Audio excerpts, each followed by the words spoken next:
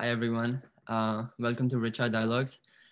Today with us, we have Dr. Adam Naylor. He's a professional sports psychologist. First of all, thank you so much, Dr. Naylor, for giving your time and being a part of this. I really appreciate it a lot. Um, Dr. Naylor did his bachelor's in psychology from Trinity College, and his higher studies, he did the same in sports psychology from Boston University. Now he has had over 2 decades of working experience in the same field. He's been working with athletes, coaches, organizations, universities, and he's dedicated all his life helping them to thrive in their areas of expertise. Some of his key clients also include some of the top tennis players, men's and women's, on the ATP and the WTA tour. He's also been coaching. He's also been played an important role in for Stanley Cup teams. Uh, Also trained Olympic medalists, UFC martial arts, and interestingly, he has also been coaching C-suite executives. That's an interesting one with all the athletes who've been coaching C-suite executives. Um, Throughout his career, he has striven to raise the bar of sports psychology education through teaching, again, at the university level, mentoring mental game professionals, and also he has been playing an important role in nurturing leadership qualities within all these athletes. Thank you so much, Mr. Naylor, Dr. Naylor, for your time. And let's get into it. Oh, thanks for having me. That's too kind. It makes me feel like I've been outrageously busy the last 20 years. I don't even know what I've been doing half the time. Apparently, I keep raising my hand and saying yes. Oh, this is really nice. This is awesome work. Actually, this is very inspiring. And one of the interesting things, I was also looking at how you see like all the sports organizations and all the athletes, coaches, and then among them you see like the C-suite executives as well, like who are trying. So just had like a quick question there too. Do you think like the coaching that you're giving them is kind of similar like to the athletes and also like people who are working in the corporate sector? Yeah, it's really interesting you say that. So as you said, my background, so my doctoral degree reads counseling psychology, but I only really studied how to work with athletes and in high performance settings. And I really purposely did not go into the corporate space too quickly in my career. Even though people thought, oh, it would fit. I said, no, I'm going to become an expert in this sports space where I'm helping coaches, helping athletes. And even as I did that, every now and then someone would see me speak and say, I think I want you for my business. I think I want you for my business. And I was always very careful because I don't know if you or your audience have noticed, sometimes we're a little too quick to put sports in the business space. We almost go motivational, rah, rah, in a way that doesn't fit well. It's a little bit shallow, if you will. And I did not want to do that. And actually, it turns out about 10 years ago, I started doing a little bit more of the work. And then 5 years ago, one of the top 4 consulting companies invited me and they said, we think your background will fit our highest leaders in a great way, that principal managing director level. And I actually was slow to do it. I said, well, maybe we'll see. And as I started talking to people, the link could not have been any more clear. Sure, someone's not running around all day, but there is this drive that can wear us down. There's this drive that can actually get on our way because we almost overdrive and we're not seeing the challenges in front of us. So it ended up a really natural fit. So when you ask, is there an overlap? More than I'd even initially have given credit for. And especially at that driven stage. Because I think sometimes when we're driven, we actually get on our way even more than if we're not driven. So it fits really nicely. And you'll get a kick out of it. In the last 6 months, I've actually been incorporating a lot of the science from motor learning into my corporate spaces, believe it or not, because I think there's ways that we learn and think and view the world that's actually more transferable than anyone realized. So I don't know if I think that's a direct question, your answer, but it's stunning the overlap as long as we're not doing it at a shallow level. No, that's brilliant. Thank you so much for sharing that, because this is something that's always interested me, because a lot of times, even when I was growing up, like there's like a stigma where, like it's always like sort of considered when you're doing like sports and like the corporate sector, it's pretty very different. But then as you keep growing, like you actually realize the mental side to it.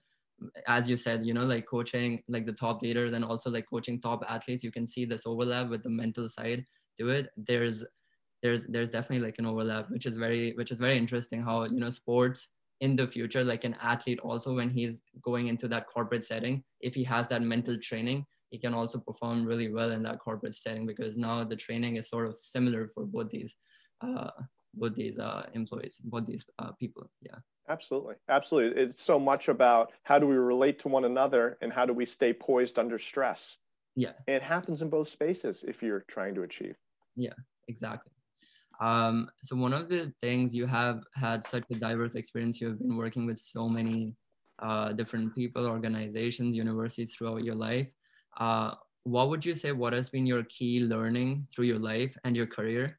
And then also, like, as you've interacted with so many different people, there might be times when you're trying to work on an athlete or, with an university on a desired outcome objective, and you fail to get that, fail to attain it. And how do you take that failure and deconstruct it? Yeah, I think it's really interesting one. So I think there were a couple pieces to that question. If I heard correctly, kind of lessons learned with all the different types of people I interacted with. And to me, I think maybe I'll flip that question. So I have, and this has been the beauty of getting to work in sport. If you work in sport, especially at the high levels, you get to interact with people from around the globe. Yeah.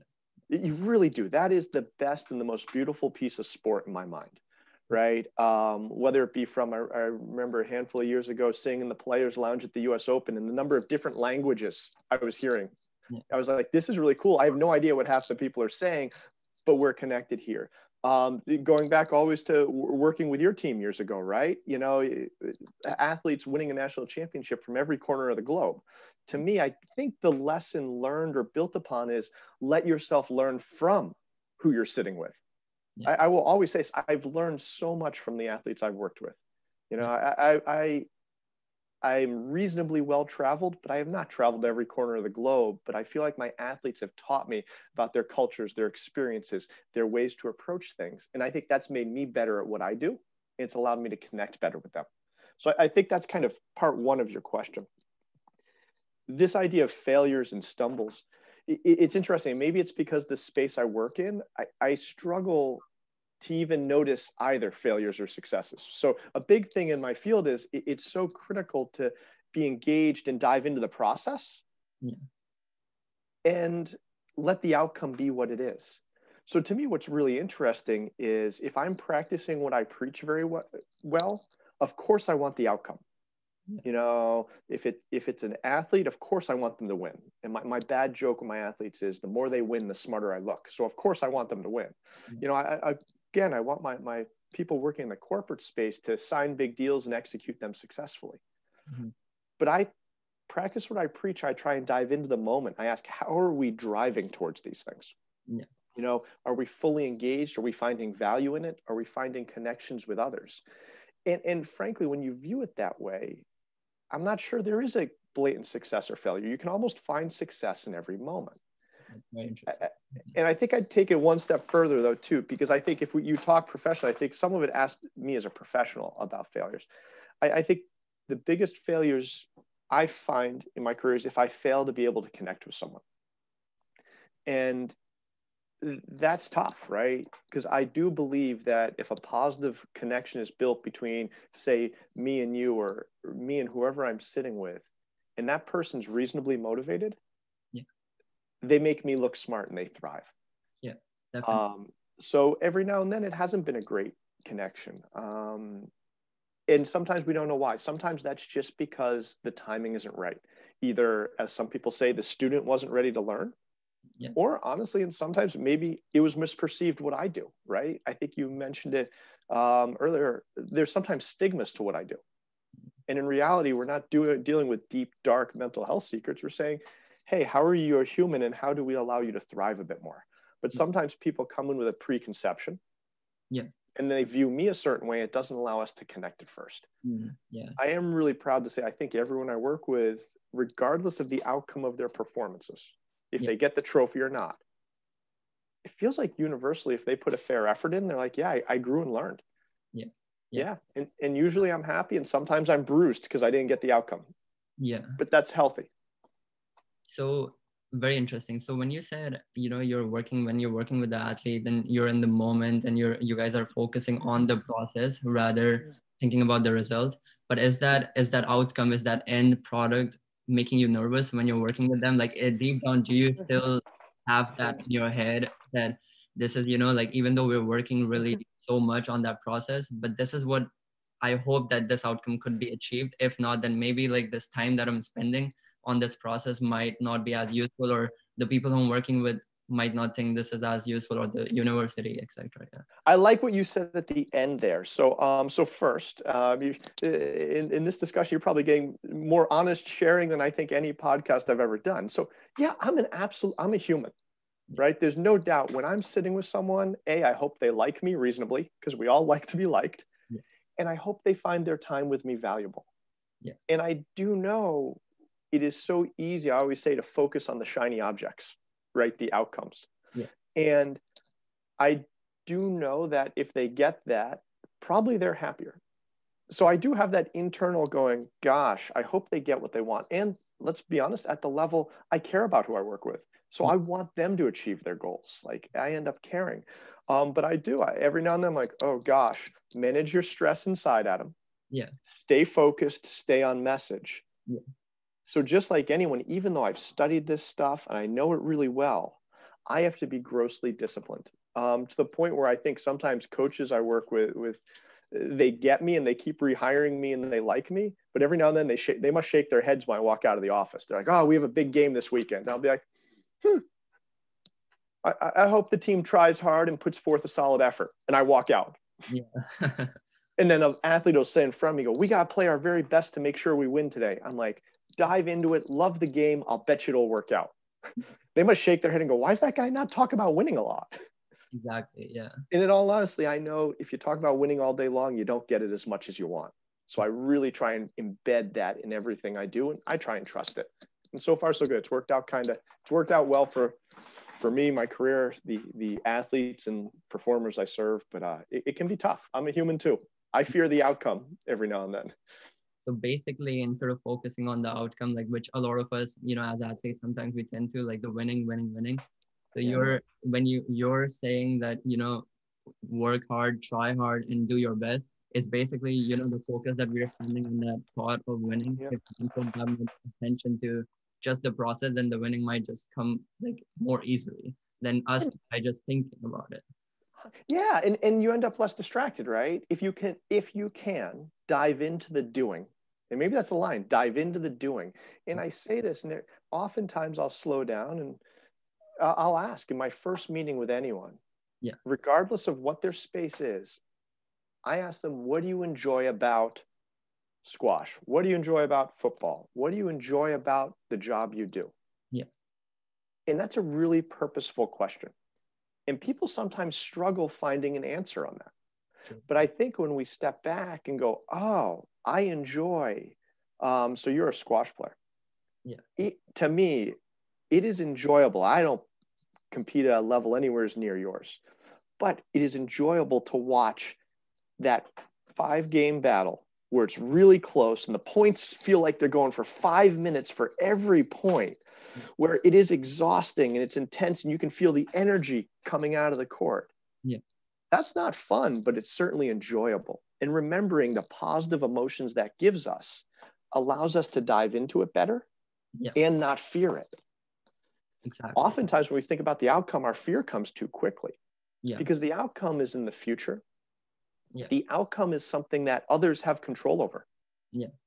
And I don't know about you, if someone feels like they have a lot of control over me, for lack of a better word, I will get more anxious or uncomfortable. Exactly. But I can control how I lean in to whatever I'm doing. Yeah. Yeah. It usually leads to good performances.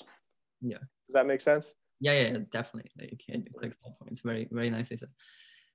Something interesting while we were touching upon these things that you were just saying about how you started and how you have been working. So the career that you've chosen, I was just thinking about it. So you have been actually working quite selflessly, because a lot of times the careers that we're choosing, we're like whatever we do in our professional life that sort of benefit us directly. But here in your career, you're actually giving your time to help people, to help so many different people, so many different athletes. And it is like a selfless work too, where you're actually spending time and making other people more successful. Like, you're not thinking about your success. You're not thinking about making yourself successful, but you're thinking about how I can make this player more successful by tackling his weak areas. So when in your life did you realize that you would get happiness by helping others like this? Well, that's a really interesting question, and you make it sound like what I do so special, because I always, there's so many people that do special things in this world, right? People in Yeah. emergency rooms and whatnot. But I do think my mission is to lift up the person I'm working with and not myself. And to me, I think that's important to be able to do a good job. And I think it's what I care about. So this story I often tell.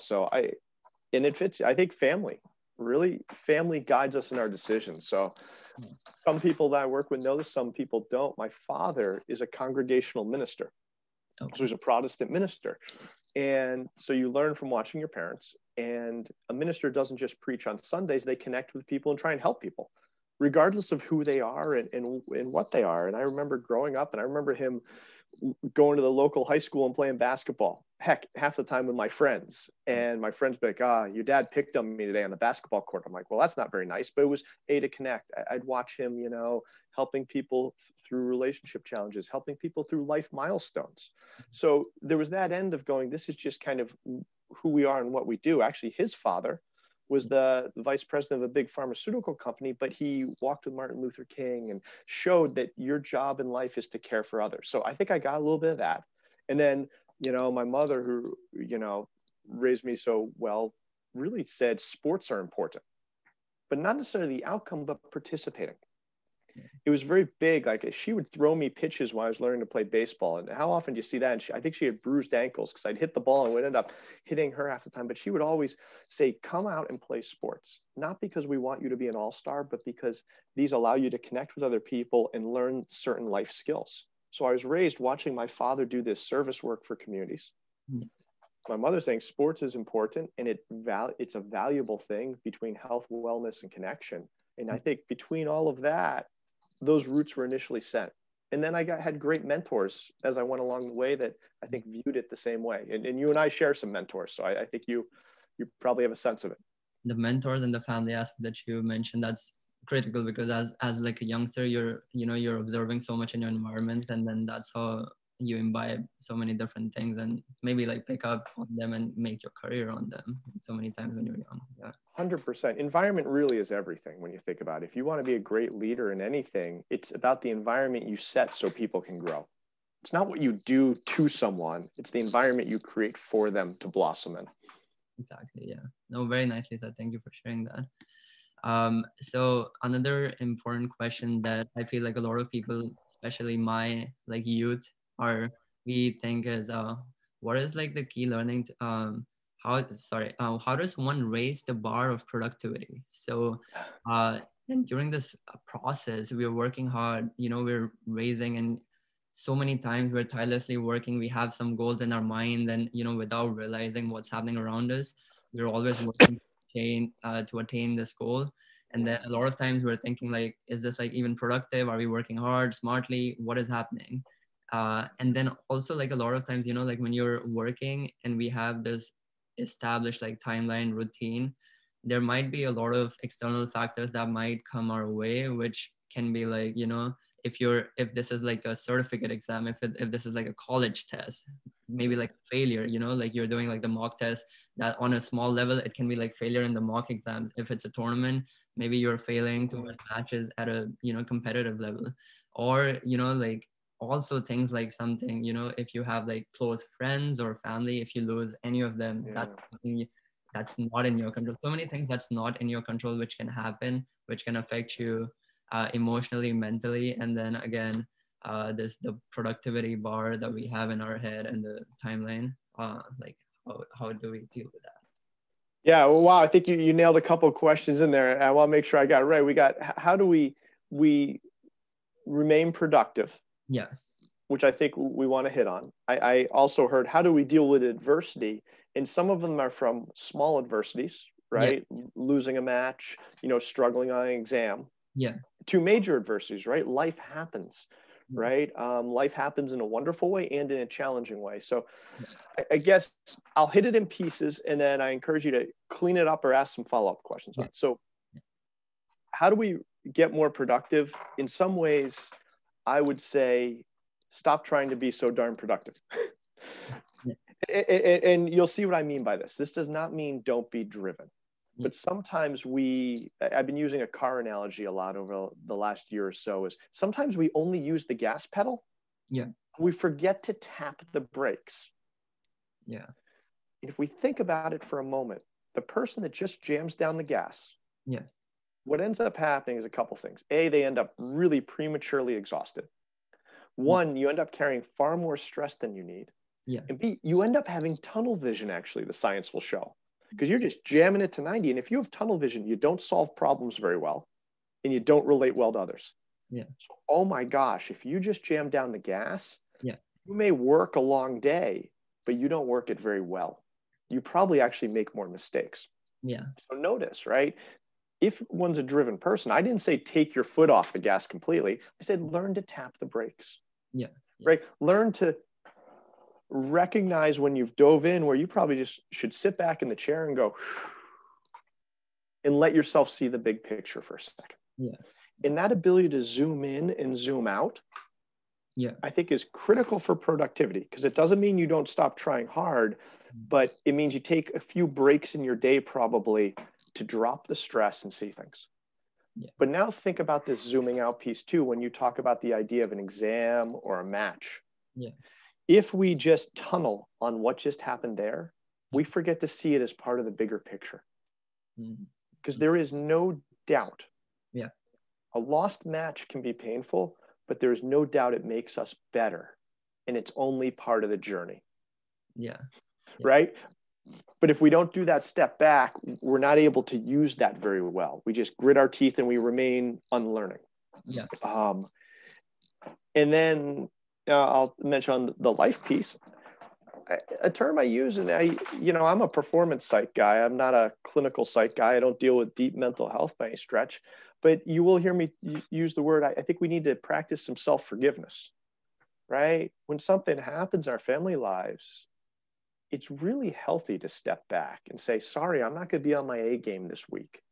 Yeah. And what ends up happening is, we drop a little stress of ourselves. But usually, I hope we're not surprised to find the people around us are okay with that. Yeah. That's one thing I've seen in so many of my high-level corporate spaces. We fear that the people around us want us to be superhuman at all times. Yeah. Yeah. Without even asking them what they expect of us. Yeah. And guess what? Usually they're like, no, I have a sick kid at home and I took 3 days off. You're allowed to as well. So sometimes we have this false idea of, I have to be perfect. So I think there's this self-forgiveness. Yeah. There's another word I might throw into this, which might be interesting, because you said this idea of, there's things we can't control. So many people, so many performers have heard the line, control what you can control. Yeah. And it's good. It's been around forever since I got into my field. Yeah. But big thing I've been really trying to highlight, probably at least for the last decade, there's a second half to this sentence people tend to forget. Yeah. It should be control what you can control and accept what you cannot. Yeah. And just think about that, because once you do that, I feel my shoulders drop. Yeah. It allows me to drop and play more fluidly. Yeah. It allows my shoulders to drop and me to perform more fluidly. And I want to be very clear, acceptance doesn't mean I always like the outcome. Yeah. It means I'm ready to flow with any outcome. Yeah. Think about how powerful that is. Yeah. If I can flow with any outcome, yeah, I'm virtually unbeatable. Yeah. I think it's very, very nicely said, because a lot of times, personally for me as well, if you're not accepting something, if you're in denial of, like an outcome, then we tend to take longer, and eventually we would accept it. But then the time that we're wasting, or we tend to say, the time we could have actually accepted this outcome earlier and started working upon it, could have done the corrections, or, learned from it and then moved forward. A lot of times we're in the denial. And again, the analogy that you've been using, like the tunnel vision, it's very interesting, because even in a match, when we are playing, we're just thinking on like one-to-one situation. But as soon as we tend to see the bigger picture, the way you think about the match also just changes. Like from where did you come? Like, how much have you improved, or how much have you not improved? What are some of the weaknesses that, you know, you need to work on, and things like that. Those are the questions that we tend to start having in our mind. But if we have that just, you know, that one tunnel where we're just working hard, all we can see is like win or lose. And that's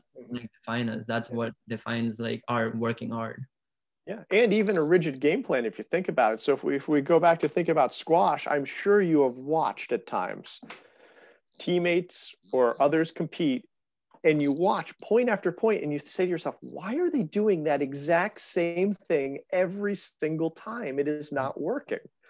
And it's not because they're stupid. It's because they're so caught up in their stress in the moment. They're forgetting between those points to take a breath, step back and go, is there another option? Yeah. Life is a deceptively creative task. And if we don't allow ourselves to step back, we don't see that there's option A, B, C, and D that can often work out for us. But now when I think about it, the exact same thing that you just said, you know, when you look at someone and, you know, you're just thinking, what are they doing? I find myself personally being one of them in that situation, me playing that game. And, you know, like someone maybe like coach or, you know, sitting outside looking at me and he's like, why did he do it? It's the same thing again and again. But then I realize like now when we're talking about it, it might be as, you know, like simple as it might like sound, or, you know, like how you can battle this, or you know, why is someone doing that in the game. But when you're actually in that pressure situation, a lot of times, like I personally found that with myself, like when I'm in the pressure situation, now I can easily, you know, like sit back, relax, and I'm talking with you saying like, why is he doing that, or why, you know. But then when you're actually in there, when I was in there, a lot of times I just didn't even think what I was doing. Like I had no idea. Like when someone's asking me outside the game, like outside the court, why did you do what you did? And a lot of times I was asking them, what did I do? Like even exactly. We were, and in some ways that's good because you're caught up in the moment. Yeah. And as a high performer, sometimes it's bad if we're not stepping back to get out of bad habits every now and then. It's funny you said it looks so simple, and maybe it's one of my favorite lines I use with so many people I work with. All of this stuff about the mental game, it's simple, but it's not easy. Yeah. Right? What do you say? It's like, oh, step back and look at things. Simple. Yeah. But really difficult to do. Again, if we go back to squash, if you're in a tiny box full of emotions and your heart rate's up, it's not easy to slow down and go, okay, how do I attack this a little bit better? So these ideas are simple, but they require practice. I think, very nicely said, because at that moment it's so hard to regulate that thoughts, like the thinking that you have in your head, because you have so many different things. Like personally, I also had so many different things you're thinking about. As easy as it might sound for me to say, think about the process while I'm playing the match, I still am thinking about the outcome, because 8 other of my teammates are sort of dependent on it, or, you know, like the team depends on what you're doing. So that pressure, not just in squash but also in life situations, you know, like when you're working for a corporate company, one decision, like your entire team, like a lot of like all the team depends on it. So that decision, even though we're saying like process, but just knowing that so many other lives or people depend on it is what takes us away from the process actually, and we end up thinking about the outcome. I think you're right. I think two things, right? It's easy to think about the outcome because it's so tangible. We can put it in our head. I know what a scoreboard looks like. I know what a trophy looks like. And I think it's really interesting what you say about teammates, right? If we care, which we should, sometimes we're like, how do I take care of my teammates and do the right thing for them? What's interesting, if we pull this back, it almost goes back to my example of, you know, the corporate space and trusting others. If you are a great teammate and they're great teammates, probably if you say it to them, they'd say, you don't have to worry so much. If you lose, we're okay. I'll pick up the pieces, right? Because a great teammate wants you to play great and has your back. Exactly. Sometimes we just need to trust that. And it's ironic, right? That these things are such paradoxes. If we trust that our teammates are okay with however we perform, we probably perform well. Right? Back to that acceptance things. If we know our teammates will accept us regardless of the outcome, we probably play better. How wild is that? No, it's very, very good. If I lose, they'll still love me. Oh, That's cool. I'll probably rarely lose then. Because at that point, we're just thinking, we're not even thinking like that. We're just thinking, like, what are they going to say after the match? Like, what are the first initial thoughts that my coach and my teammates are going to have? But in the long term, they're definitely not going to, not like us any less or more. Like, things we would analyze, maybe they'll be frustrated with what we did if we underperformed, but they would, like, in the long term, they still share the same team. You still, eat at the same table. So it's very important not to, like, personally too, I feel like at the end of my college career, like, I actually started not thinking about those things. Earlier, you would just get, and I think that just comes also with experience. And a lot of, I felt people who were much better than me at the game, there was the mental element, the mental side. When I used to look at them, I could just tell that they're so patient with their game. Like, they're just like allowing other to get caught up in their own thoughts, and then they're like capitalizing on that, knowing that, like, someone that they could like get caught up, like, once they're getting the feel. Yeah, it requires, let's face it, be a high level competitor, anything. It requires, I like alliteration. It requires persistent patience. Yeah. You need to be driven and you need to be patient and able to hang around really well. It's interesting what you say about teammates too, because I think about, you said, well, immediately after a match, they might say something, but you're still going to have dinner with them and whatnot. It's interesting. I do think it is true. In all of our performance settings, sometimes teammates accidentally say stupid things. Yeah. Right. And that's what we fear. We're like, oh my God, they were under stress. Why'd they say that? Yeah. But I will also go back to, if I think about it, when you walked off of the court, if you lost and fought hard, I'll bet you the first thing you got from a teammate was a hug. I'll bet you got more from teammates in a loss, even than in a win. Because if we pull back and think about it, so often you win. And again, I know your team very well. I'll bet you sometimes you walked out and you won and they're like, great, that's just what we do. See you later. Yeah. Right. You barely got any emotion after a win, but a loss, you really got to see what team is. Yeah. And I think that's very true for not just like a sports team. That's true for like any other team too, right? Like in any other environment too, where you're leading, like other teammates are going to see how if you're the leader, or even if you're not, if you're one of the teammates there, everyone's going to see how much effort you're putting in, if it's genuine, like if you're trying to your best abilities to also in that process, if you allow yourself to learn and also avoid that tunnel vision, right? Like if you're just putting in the effort without learning in the environment that's given to you, then also like sort of that can be frustrating too. But then if you're doing the best you can with what you have, then I feel like, as you said, right, like at the end of the day, it's people will give you a hug and they'll appreciate what you're like doing. 100%. I think teams are tremendous. I even think, I swear over the last couple of months, I think I had someone say to me, one of my corporate people, that they were working on a proposal and it was a really difficult proposal. Yeah. And the team worked hard on it and diligently on it. And there was that week until the proposal was due to the client where they were probably up a little bit later than they wanted to and whatnot. It was funny. The gentleman said to me, he said, we're pretty busy. I'm not sure we even need to land this proposal. Part of me says, I love this process. And part of me is like, I hope we lose it and we'll still celebrate it as a team because I'm so proud of my team. And that's really kind of cool when you remember to celebrate more than the outcome. I always say any idiot can celebrate the outcome. Yeah. Right? If the ball goes in the goal, you sign the big deal, that's easy to celebrate. Yeah. Can you celebrate when you don't get what you wanted because you strove well? Yeah. Like that's a challenge. That's very interesting because I've also thought about this personally too. When something bad or wrong happens to you, I tend to think about that so much more than when something good happens to me. And that's the thing, like, again, like the outcomes thing that you said, right? Like, even if it's a failure, like how can you be balanced, like more balanced? And then again, this sort of connects me to another thing that I wanted to ask you about.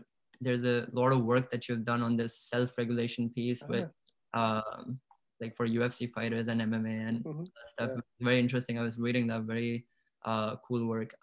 So just wanted to understand a bit more, because I think I'm pretty new to this concept, or maybe I'm just not aware of this term, self-regulation. Right. And how do you do this and how does it help us? Yeah, absolutely. So self-regulation is really this ability to reasonably manage your thoughts and emotions.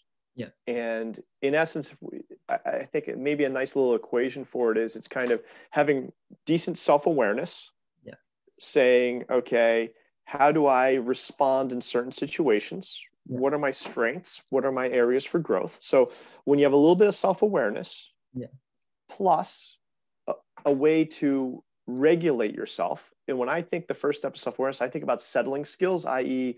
maybe just taking a breath to drop the stress for a second. So notice when you get tuned up too high, do you have skills to dial it down? Whether it be a nice breath, it could be going, hey, in a busy workday, it could be getting away from the desk and going for a walk. It could be, what do you do to turn that emotional dial up and down? And then plus, how do you allow yourself to reframe situations, right? How do you view situations? It almost goes back to that tunneling idea we were talking about, where do I step back and go, maybe there's other ways to view this? So self-regulation, one could argue, is just that middle piece of having the skills to settle yourself. But I really like to think of it as a three-part puzzle: self-awareness, plus the ability to settle oneself, or it gets oneself excited, right? Sometimes you need to fire yourself up, let's be honest, plus the ability to see the world a few different ways. And to me, that's the self-regulation gold. And I think it's something we're always working on throughout our lives, because it does get tested, right? Right now, we're talking a pandemic moment. This tests our self-regulation, right? Because we have layers upon layers upon layers of stress. And to be able to pivot out of it is an incredibly powerful skill. Exactly. Oh, that's very interesting. That's actually very interesting. I was reading about it, and it was making a lot of sense how you just, there's so many times we're caught up with our own thoughts that we're not able to regulate like our thoughts. And, personally work, self-awareness, like that's such an important thing, like being self-aware. Like right now I'm sitting in a chair talking to you, just being self-aware of what you're doing, like not just, and we tend to be self-aware if the day is like 24 hours, maybe like a few minutes, like we're just actually thinking about what you're doing, because other times our mind's like somewhere else and we're not really conscious about what we're doing. So I think that self-awareness aspect, the more we can consciously sort of bring in, that can be more helpful, because then we're more present, right? Like in the moment. 100%. I like how you kind of mentioned, I'm sitting in this chair here. So there's a lot of ways to look at self-awareness. And there is this, mindfulness has been around forever, but it's a big term these days, right? And I loved how you said, because I think people often don't get what it is. You said, I just let myself go. I'm sitting in my chair. I'm noticing where my shoulders are at. Self-awareness can be as simple as hitting a pause button a few times throughout the day and sitting. It's actually funny. I go all the way back to my undergraduate thesis. I remember, or not even my thesis. So I don't even know if you know this about me. I taught a class at Trinity College my senior year at Trinity. Crazy, right? I taught nutty. I taught a sports psychology class, and there was a piece on excellence in sport. And there was an article I read that looked at kind of mindfulness and Eastern philosophies. And they said, this is what it's all about. When you walk, walk. When you sit, sit. When you eat, eat. Let yourself be present. And I think that's what you were alluding to. You said it nicely when you said, I'm sitting in this chair here. I'm allowed to be aware of that a few times throughout the day. It helps me settle and be better. Yeah, personally too, so many times, when or I can give you like, for example, like accidents or small glitches that we have during the day. If you're just like present, like more present, so many of those like mistakes or things that are not how, like, sometimes it goes against what we want. Though a lot of things can be avoided. I personally feel if you're present in the moment. Yeah, two things, right? They can be avoided. And when they happen, we respond more fluidly. And more fluidly. Right? Like that's the art, right? It's be as good as you can be and respond fluidly to the road bumps. Yeah, that's very interesting. You said the response, because I never thought about the response one, but if you're present, then you can respond also, like in a more, like you're equipped well to respond to it. Yeah, perfect's overrated. Having good response patterns that's the gold. Yeah. And coming to one of my last questions, summing up, you have worked again with so many individuals, different people, and this means like you have worked with different personalities and different mindsets and different thinking, and now it's been so many years being in this field. What in your head is like a definition of like an ideal character that you would want someone, or like someone to be? Because now, since you've worked so much, you're always, when you're working with them, you're probably striving towards making them like build their characters in a way where It's an interesting question, right? Ideal character. So I can tell you one thing I don't want. I don't want everyone to be the same. Yeah. You know, that's whenever anyone looks for what is the right mindset, what is the right person, the science has told us forever that's the worst thing to look at because it doesn't work that way. You know, high performing organizations and teams are like a jigsaw puzzle. The pieces need to fit together. There's no one right piece. I guess when I step back and think about it, I think to me, it is so much about how does one connect with the environment, right? I think a great character is someone that's willing to connect, willing to pause, willing to listen a little bit, and willing to be brave, right? It takes a lot of bravery to take healthy risks, right? To have either a difficult conversation, to try something new, to stay poised under stress. So again, if I think character, I think there's this element of bravery and healthy connection with others, which I think we're all trying to refine and get a little bit better at. Does that answer that question? I could go so many different directions on it. It well does. And again, like all your answers have been very interesting. You said, you know, there's no one ideal character. Everyone's different. Everyone's, you know, they have their own abilities, and it's just how you connect to the nature, because that's something that's given to all of us. So in our own way, we can connect to it in our own capacity. So I think it definitely does. And a very good point. Last question. So any advice or suggestion that you would want to give to someone who's listening to this so that they can, you know, incorporate something in their lives just to, you know, make their lives more meaningful, happy, purpose driven, you know, something that can be like a step forward to them if they actually think about the thought. I think as I think about this, I think it won't be a surprise. It'll go to some of the themes we've discussed. I think there's almost a twofold. I think we talked about the gas and the brake pedal. I said, don't be afraid to pump the brakes a little bit. And that doesn't mean taking a 5-day PTO. That could just mean like what you and I are doing here, slow down to have a conversation. So I'd say, make sure you let yourself pump the brakes and create a little bit of space for better connection. And what I mean by that is, so again, I'm going to go to the corporate mindset. Even if you feel like you got to get something done, you're on Zoom, you got a 30-minute meeting, I encourage leaders to say, it's okay if those first 5 minutes don't feel productive. If it's me going, I'm going to slow and go, hey, Mudit, how's your family? Tell me about what's going on in India for a second. Because what happens is we connect and I learn. So we both benefit from it. Exactly. And once we create those spaces, we thrive as individuals because we created some space and our teams thrive. So being willing to pump the brakes and let small spaces open up periodically. Because I think in this busy day and age, especially when we're driven, we don't allow those small spaces to open up sometimes. I think very nicely said. And I would like to just conclude by saying thank you so much. Like, it's been an absolute pleasure having you here and seeing you again. And thank you so much for sharing your wisdom, all the work that you've done over the years. I think definitely, I really hope someone who listens to it can incorporate one or two things that are coming out of this conversation and, you know, like try to make their as like a step forward. And thank you. Thank you so much. I love the invitation. It's always good to get to talk to you. And I love what you're doing here in the conversations you're starting. Thank you. All right. Take care. Stay safe. Thank you.